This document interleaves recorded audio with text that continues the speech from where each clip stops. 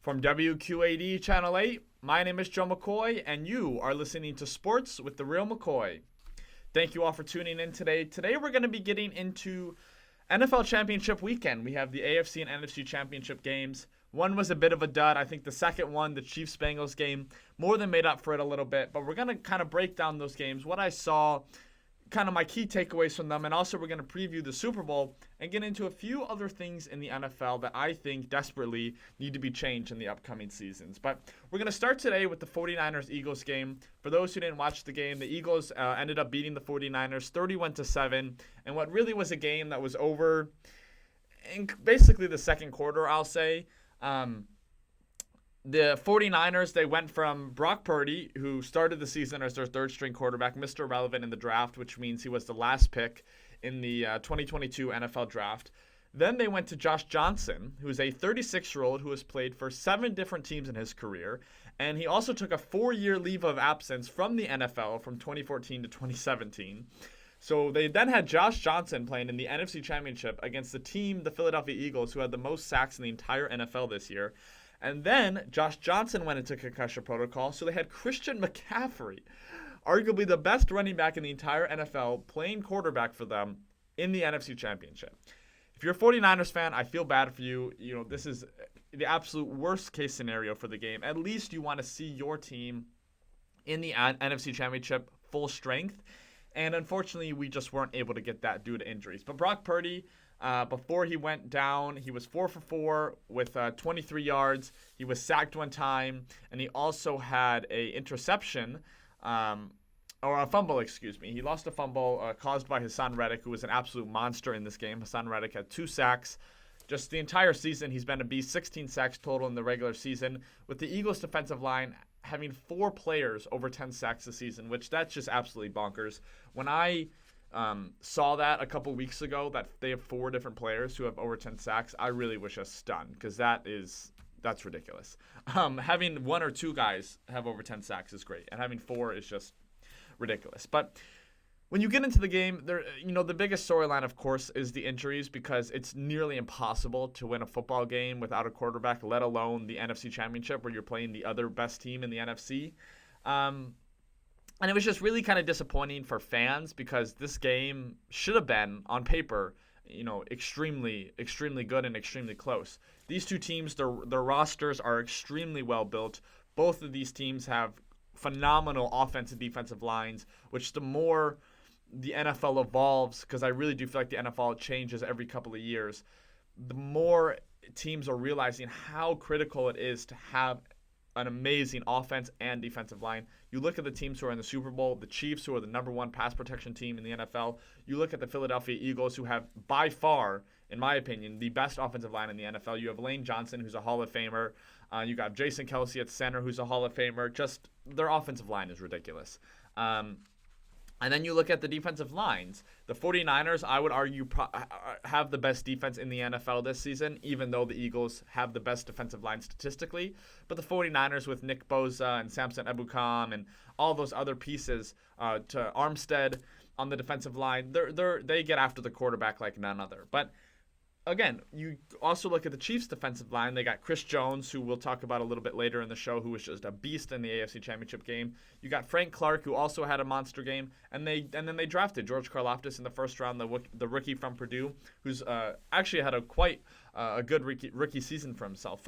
So the offense and defensive line are just so critical to the success of an NFL team. And I know that we're not talking about the Bears today, but that's why the Bears didn't have success this year. Their offense and defensive lines were abysmal. And hopefully the Bears in the offseason use the majority of their resources to address that problem. But getting back to the Eagles-49ers game, Jalen Hurts really didn't have to do much, and that's not his fault. I can't blame Jalen Hurts for not filling up the stat sheet. He was 15-25, 121 yards, and he had a rushing touchdown.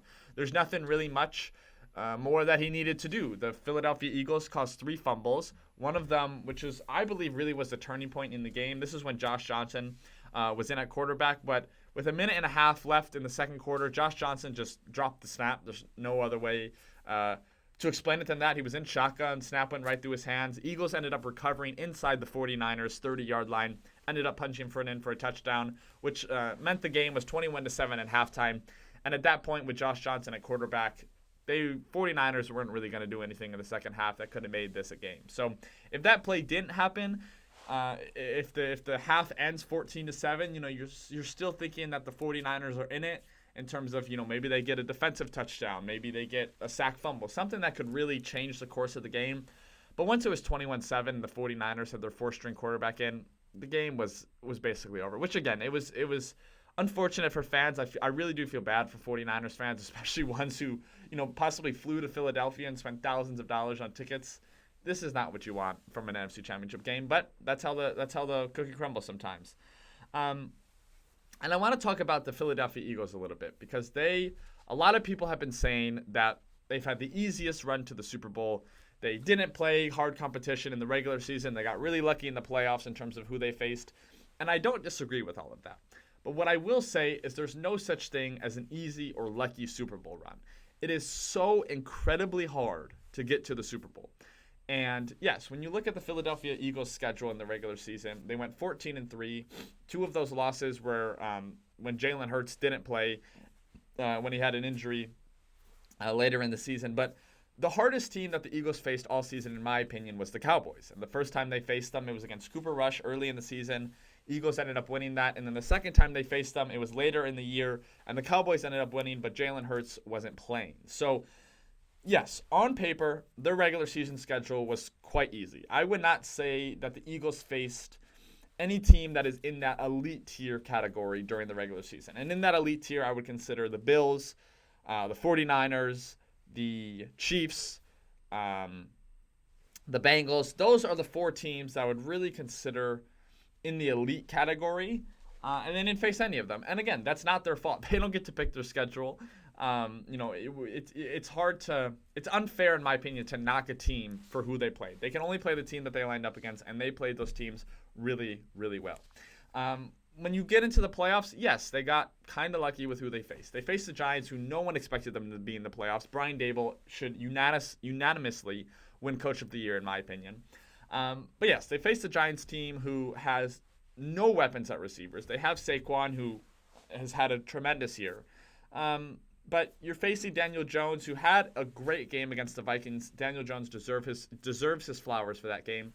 But in my opinion, that game was kind of a one-off against the Vikings. I am not a Daniel Jones believer, even though I do think he has taken solid steps this year.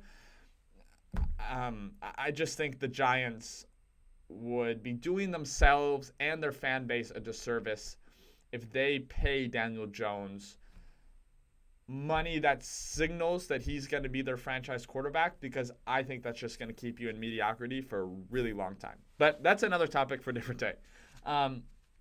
But yes, when you look at the Eagles, they faced the Giants in the divisional round, handled them easily. And then this game between the 49ers was supposed to be just an absolutely phenomenal game between two teams who have two of the best defenses, two of the best offensive lines. This was going to be a really hard smash-mouth football game. Brock Purdy goes down in the first quarter. Josh Johnson then goes down. Brock Purdy has to come in later in the game, but he can't throw because he tore his UCL and he's out for 6 months now. That's going to require surgery, probably Tommy John surgery, which is the surgery that happens when you tear your UCL in your elbow. So they bring Brock Purdy in to just hand the ball off to Christian McCaffrey. It was just a whole mess, for lack of a better term, for the 49ers. So, yes, the Philadelphia Eagles got lucky in terms of what happened with the 49ers in that game. And George Kittle, after the game, was pretty pissed off in his press conference. In just terms of, not pissed off, but just frustrated, because you work so hard in the season to get to the NFC Championship, and then you literally don't have a quarterback. It's impossible, nearly impossible, to win an NFL game that way. So you got to give the kudos to the Philadelphia Eagles. They've had an unbelievable season. 14-3 is no joke. You're in the Super Bowl. That, of course, is no joke. Yes, there's an argument to be made that they didn't have the toughest road to get there, but you can't blame them for who they have to face. Now, I want to touch on the 49ers a little bit, because I don't think they're a team that's talked about enough. And I say that in terms of the decisions that they're going to have to make this season and then upcoming seasons that are these are unprecedented situations in my opinion with what the 49ers are about to face. Currently, they have 3 quarterbacks on their team. Now, Jimmy G was just on a 1-year deal, so his contract, he's an unrestricted free agent this offseason. But they have 3 quarterbacks on their team in Brock Purdy, Trey Lance, and Jimmy Garoppolo. You have Trey Lance, who you traded 3 first-round picks and a third-round pick for, and the man has only started 4 games in his entire NFL career. And in those 4 games, he's a young guy, so he's got a lot to learn, but he hasn't shown you something in those 4 games to think that when he's back from this ACL injury, he is for sure our franchise quarterback. So you got Trey Lance. You traded freaking the entire farm to move up in the draft to number 3 overall to get Trey Lance in the year that the Bears took Justin Fields at 11. You got Jimmy G, who is an unrestricted free agent. We all know the saga that happened this past offseason where he was basically exiled from the team. He was practicing on a different field than the rest of the players. And all of a sudden, him and the 49ers come to an agreement that he's going to sign a 1-year deal with them to be Trey Lance's backup. Trey Lance gets hurt in the second game. Jimmy G takes over. All of a sudden, the 49ers are winning a bunch of games again. So we all know what Jimmy G is. He's not flashy. He is a game manager. But you can't deny that the 49ers win a crap ton of games with Jimmy Garoppolo. And there's something to be said about that. Now, do they bring Jimmy G back again as an insurance policy like they did this past season, which ended up working out very well because they needed him? Or do they feel like Brock Purdy is that insurance policy that Jimmy G can be, which I think is a very fair argument? But then what do you do with Brock Purdy and Trey Lance? You have Brock Purdy who just took you to the NFC Championship game. A lot of people would argue, including myself, that there is almost no better situation to go into as a rookie quarterback than what Brock Purdy was just in with those weapons and Deebo Samuel and Brandon Ayuk and George Kittle, and then they trade for Christian McCaffrey. The list goes on and on. They have the best left tackle in the NFL in Trent Williams. For a rookie quarterback, you just don't mess up. And Brock Purdy did really good at that and not messing up, managing the game well, making key throws when he needed to, not turning the ball over, all that good stuff. So do you ride with Trey Lance, who's coming off an injury, and say, we're going to let another team sign Jimmy G. Jimmy G is going to be in the past, and Brock Purdy, will fill the Jimmy G role? Or do you have a completely open quarterback competition between Trey Lance and Brock Purdy? Or do you decide we're going to cut ties with Trey Lance, which would just – I don't understand how this situation is not talked about more. But are we going to cut ties with the guy we traded 3 first-round picks and a third-round pick to get, to move up in the draft to get? Are we going to trade him for whatever they're able to get? Maybe they can get a late first-round pick. In my opinion, it would probably be a couple of day 2 picks, a second-rounder, maybe a third-rounder in there. Are you just going to bite the bullet, say we messed up badly, and trade Trey Lance and ride with Brock Purdy? But has Brock Purdy shown you enough that he is your franchise quarterback? I don't know. I really don't know, and I have never seen, as I stated, I have never seen a team with a quarterback situation like this. The old saying goes, if you have 2 quarterbacks, you don't have one. Right now, the 49ers have 3 quarterbacks, all of which provide different things. You have Jimmy G, who provides the veteran experience. People love Jimmy G in the locker room. George Kittle and all of the players just love him to death. Says he brings great leadership to the team. You have Brock Purdy, who I would argue brings you what Jimmy G does, but minus the experience. And then you have Trey Lance, who's a wild card. He's much more flashy, has much more arm talent than Brock Purdy and Jimmy Garoppolo. But is he as good of a decision maker as Brock Purdy and Jimmy Garoppolo are? Does he make more mistakes that could cost you games? Can he not read a defense as well? These are decisions that Kyle Shanahan and the 49ers front office are going to have to make that will completely alter their franchise for the next 5 to 10 years. And not only are the 49ers in a really, really weird situation at quarterback, but they have a ton of free agents this offseason. Mike McGlinchey's a free agent, their right tackle. They have a lot of players in their secondary that are free agents. People on their defensive line, Samsu Ebukam, one of the rotational guys on the defensive line, free agent. They're going to lose a lot of guys. And I know that's how the NFL works, but the 49ers in particular have a lot of guys who are free agents. And the thing with the 49ers is their best player, or best defensive player, I should say, in Nick Bosa, hasn't been paid yet. He's still on a rookie contract. But Nick Bosa is going to reset the market at edge rusher. He is an unbelievable player. He is an unbelievable edge rusher. You know, him and Micah Parsons, I would say, are 1A, 1B. Take your pick on the top young edge rushers in the NFL right now. Nick Bosa is going to get a bag. But once you pay those guys, once you pay your stars, you lose all the money, that additional money, to pay those guys that might not be flashy, but as a whole, that's what wins you football games. You get that one extra offensive lineman guard. You get that one extra linebacker, that one extra nickel corner. You know, those little pieces that people, again, don't talk enough about. We all love talking about the stars, myself included. They run the NFL, the Micah Parsons of the league, the Nick Bosas, the Patrick Mahomes, the Joe Burrows, all of these star players that are going to get their $30, $40 million a year. But once you pay them, it's much harder to build a complete team. And the 49ers this year, I would argue, had the most complete team in the NFL. But they didn't have the quarterback. They had guys. They had Brock Purdy, who was an amazing story. Last pick in the draft, to this guy who takes them on this miraculous run.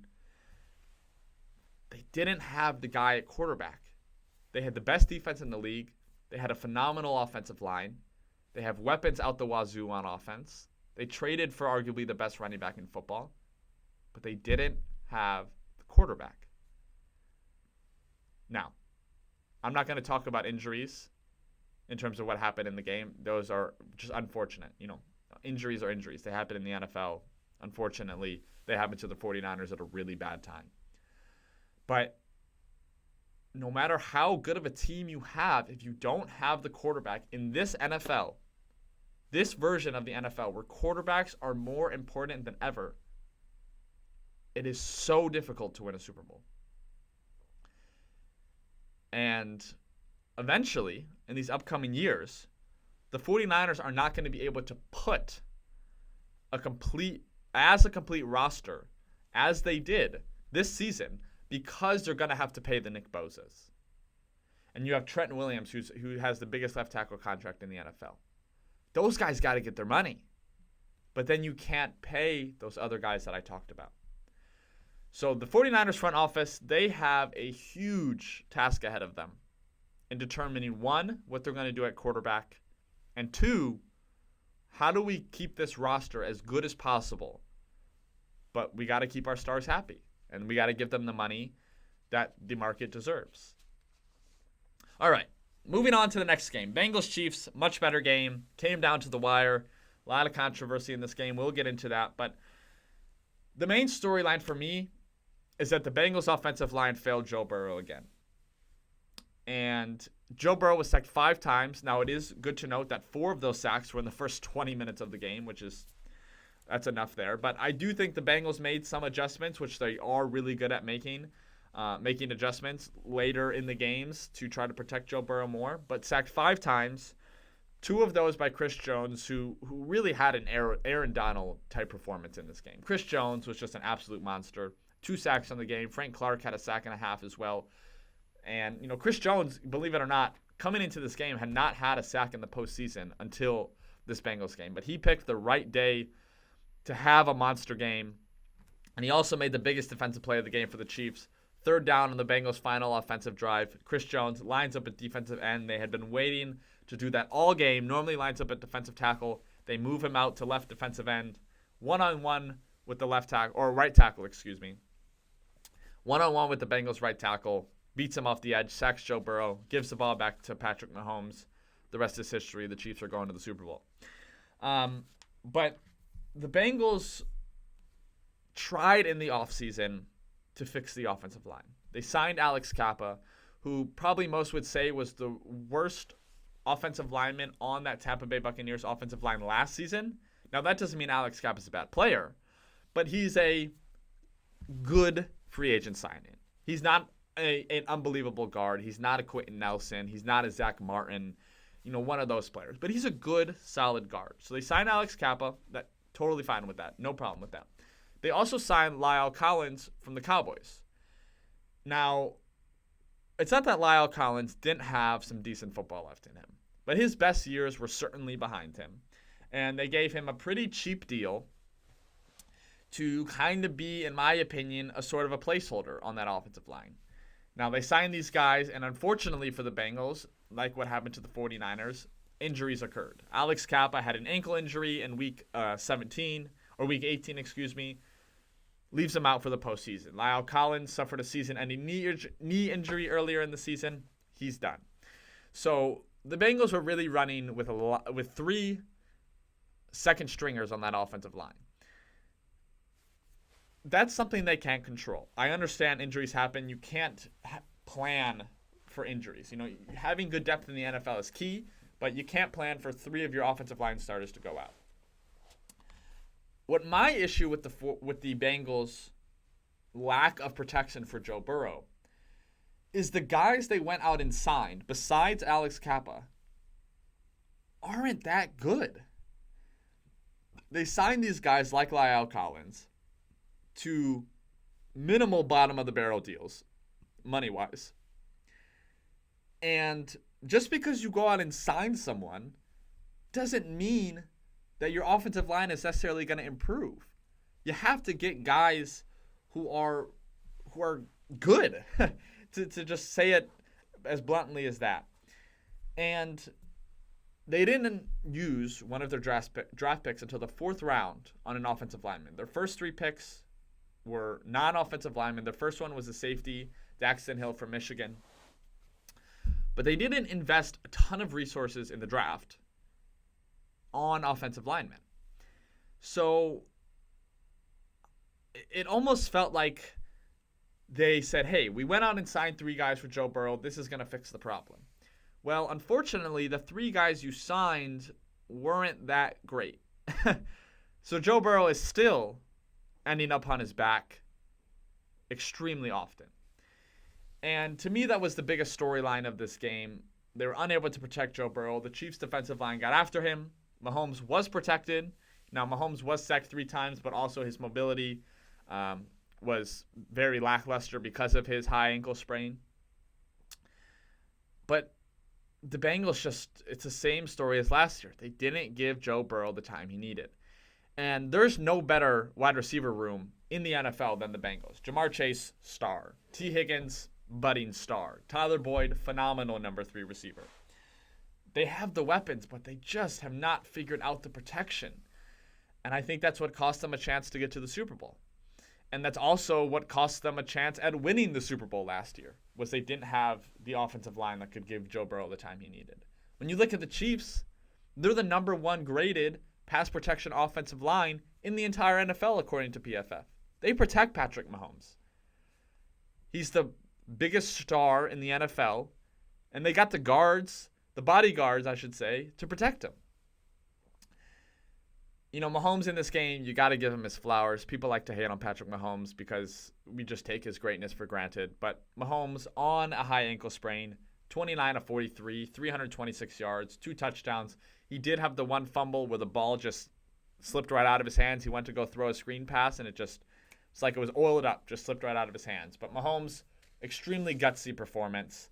The Mahomes to Kelsey connection is arguably the best quarterback to playmaker connection in the entire NFL. It's really unbelievable what those 2 guys can do. Kelsey on the game, 7 receptions, 78 yards, and the touchdown on a 4th down. It honestly boggles my mind how Travis Kelsey is so good and gets open so often, even though teams know he is really the only guy you have to cover. Now, the Chiefs have Marquez Valdez-Scantling, who had a big game, 6 receptions, 116 yards, and a touchdown. But with no Tyreek Hill, you just got to cover Travis Kelsey. And I'm sure defensive coordinators know that, but he still puts up 78 yards and a touchdown. The guy is just amazing, especially at his age. I believe he's 30 or 31 years old. He's one of the greatest tight ends of all time. There's no argument on that. But It was a great game.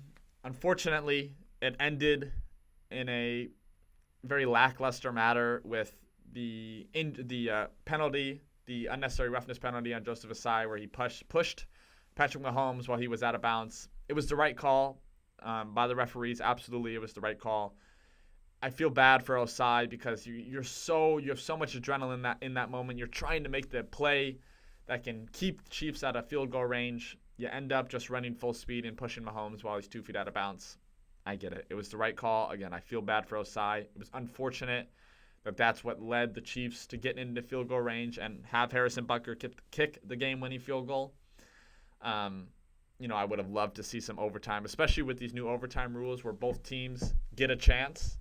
I would have loved to see Joe Burrow and Patrick Mahomes do a lot in overtime. I think it would have been historic. But the game had to end that way, unfortunately. But it was still a phenomenal game. Two teams that are going to be great for a long, long time. I would argue, I'm going to say it. I would argue Joe Burrow and Patrick Mahomes are the two best quarterbacks in the NFL right now. I believe that. I really do. And I think if Joe Burrow had the offensive line, he would be almost unstoppable. And also you could argue if Patrick Mahomes had the weapons that Joe Burrow has, he would be nearly unstoppable. But I'm going to go out and make that argument. I think Joe Burrow and Patrick Mahomes are the two best quarterbacks in the NFL currently. And that's going to be a rivalry for many, many years to come. But I want to touch on something else in this game. And it doesn't relate to the players. It relates to these awful NFL referees. NFL refs suck. They're terrible. They are horrible. The NFL is worth $132 billion. And they can't find some referees to call a game accurately? It just doesn't make sense. How every single year we have referee issues? Every year. And they seem to only be getting worse. First off, refs need to be hired full-time. For those who don't know, NFL referees are not full-time employees. They can do side jobs when it's in the NFL offseason. NFL refs need to be full-time, and they need to be doing some damn training in the offseason to be improving their calls because they suck. Second of all, the Sky camera review thing that the NFL has, which it has implemented, which I think is great, where they can change calls quickly without having the team have to challenge. I think it's great. That needs to be used more often. There needs to be a guy who can quickly watch the play and go either A, nope, that was not a late hit, or B, that wasn't roughing the passer, or the pass hit the ground, it's an incomplete pass. There has to be a guy for every single game who can look at it in 20 seconds, determine, nope, that's the wrong call. I'm going to voice into the referee. We're going to change that call and get it right. Because NFL officiating is horrible. And it's costing teams games. I'm not saying that the Bengals lost this game because of refereeing. I'm not. But there are so many crucial calls in a game that are missed or are incorrectly called. And I think the regular season and the playoffs are called completely differently from each other, which I never understand. Why are we calling games just because they're in the postseason differently than when we called them in the regular season? Doesn't make sense to me.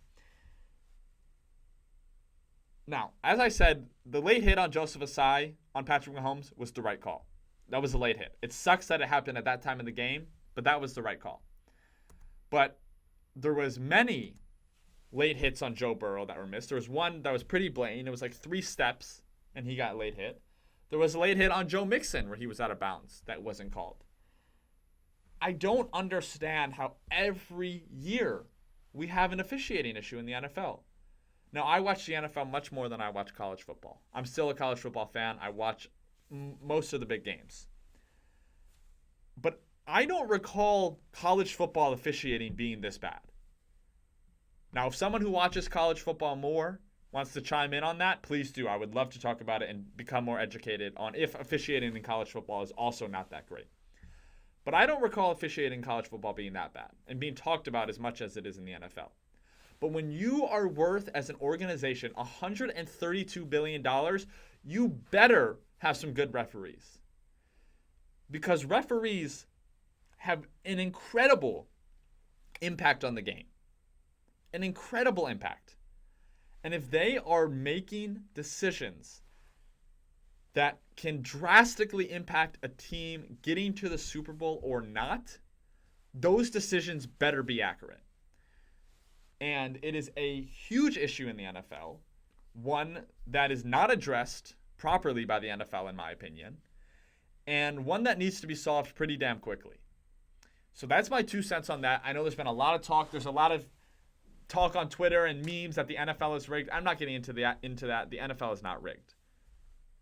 But there is a drastic NFL officiating issue that Roger Goodell, that needs to be the main focus of the NFL offseason, is fixing the officiating and finding a way to accurately call the game or have a system that can review a play immediately and chime in and say, nope, that is the wrong call, or yep, that definitely should have been called pass interference, for example.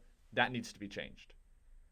Because you cannot have a $132 billion product being determined by officials.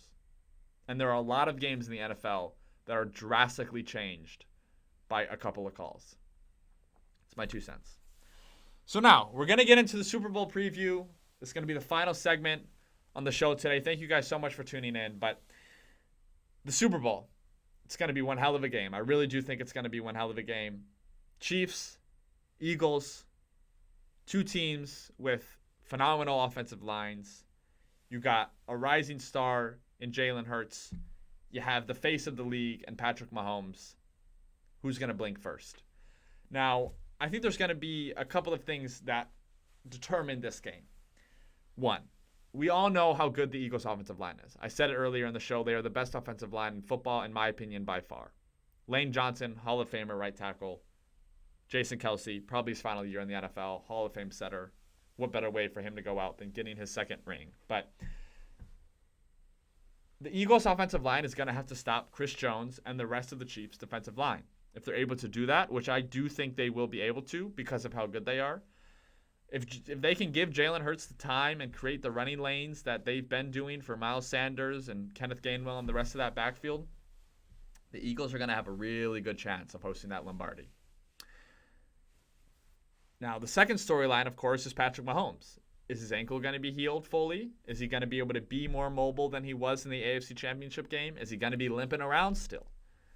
I'm sure they're going to do every single possible thing they can to get that ankle as close to 100% healthy as possible. But it's certainly going to be something to monitor within these 2 weeks and during the game. You know, does he possibly get sacked and it gets rolled up on and re-aggravate it? Who knows? The biggest thing in this game, in my opinion, is going to be coaching. You got Andy Reid, one of the greatest coaches of all time, one of the greatest offensive coaches of all time. His coaching tree is just freaking miles long of guys who have come under him. He's so creative, so inventive. So you got Andy Reid. He's got one Super Bowl ring a couple years ago with the Chiefs, facing the former team that he coached for over a decade in the Eagles, versus Nick Sirianni, who's only in his second year as a head coach in the NFL. Is the moment going to be too big for Sirianni? We're going to have to see. But the coaching battle is going to be really, really interesting to watch. Andy Reid, I'm sure, is going to have things that he's been keeping in his back pocket since September that he's going to get ready to pull out in this game. And I'm sure the Eagles are going to have stuff that they've been waiting to pull out. But is the moment going to be too big for Nick Sirianni and Jalen Hurts? That's going to be determined in a couple of Sundays. But it's going to be a phenomenal game. I really think it's going to be a close one just with how good these teams are on offense and defensive line. But a big concern for me, if I'm a Chiefs fan, is can our secondary stop A.J. Brown and Devonta Smith? The Chiefs have a ton of rookies in their secondary. They have Trent McDuffie, who was one of their 2 first-round picks, along with George Karlaftis. He's been great this year. McDuffie, great corner for them. He should be really good for a long time. But they have 3 other rookies in that secondary, in Jalen Watson, Brian Cook, and Joshua Williams, who all have had kind of iffy seasons. I mean, they're rookies. They're learning. The NFL is so hard to do. So hard to be successful at. So they got a lot of rookies in that secondary. Now, I do want to give Cook and Williams their credit. They made a phenomenal interception in the AFC Championship game. 7 minutes left in the fourth quarter. Burrow went deep to T. Higgins. Ball was just a tad bit underthrown. But Cook made a tremendous play, tipped the ball up in the air. Williams was able to get the interception. If Cook doesn't make that play and T. Higgins catches that would have put the Bengals inside about the 20-yard line. They're at least probably getting a field goal on that drive. Who knows how that game changes. But that was a phenomenal play by Cook and Williams. But as a whole, they have been a bit shaky this year. Again, they're rookies. They're learning on the job. It's a really, really tough position to play, playing cornerback, in the NFL. So can they stop A.J. Brown and Devonta Smith, one of the best wide receiver duos in the NFL? We're going to have to see, but I think they're going to have to give them help over the top with Justin Reed, their safety for the Chiefs. Give them underneath stuff. But the Eagles are a big play team, man. A.J. Brown, we all know his ball skills ability. Devonta Smith, an incredible one-handed catch in the 49ers game. Some will argue he didn't catch it. I'm not going to speak on that, but 2 just amazing receivers. So, yeah, will the moment be too big for the Eagles? They got a young roster. They got a young quarterback. They got a young head coach. We're going to have to see. But I think it's going to be a tremendous game. I can't wait to see it. Also, shout out to Rihanna for the halftime. Halftime is about to be absolutely bussin'. Rihanna, she's going to put on an incredible show. Can't wait for that as well. But it's going to be great. We're going to touch more next week on the game, storylines to follow. And then after that, one of my favorite times of the year, the NFL offseason, especially for the Bears. I'm not going to touch too much on the Bears today. But for those of you who don't know, I'm a diehard Chicago Bears fan. And the NFL offseason is almost as exciting to me as the regular season itself. And especially with the Bears this year having the most cap space in the NFL and also the number 1 overall pick. Things are looking up for the Bears, but again, that's for after the season. So thank you guys so much for listening to the first episode of Sports with Real McCoy. I hope you all enjoyed. I'm going to be back next Tuesday. I think the schedule is going to be every single Tuesday. It'll be up. It should be on the WQAD YouTube channel, also the WQAD website. I'm hoping to get a camera set up in here in our podcast room soon, so that way I can be on camera, be a bit more lively, put a face to the voice, But again, thank you guys so much for listening. I hope you stay warm out there. I hope you have an incredible day, and I can't wait to talk to you guys next week and then Super Bowl week after that. So thank you so much. Have a great day.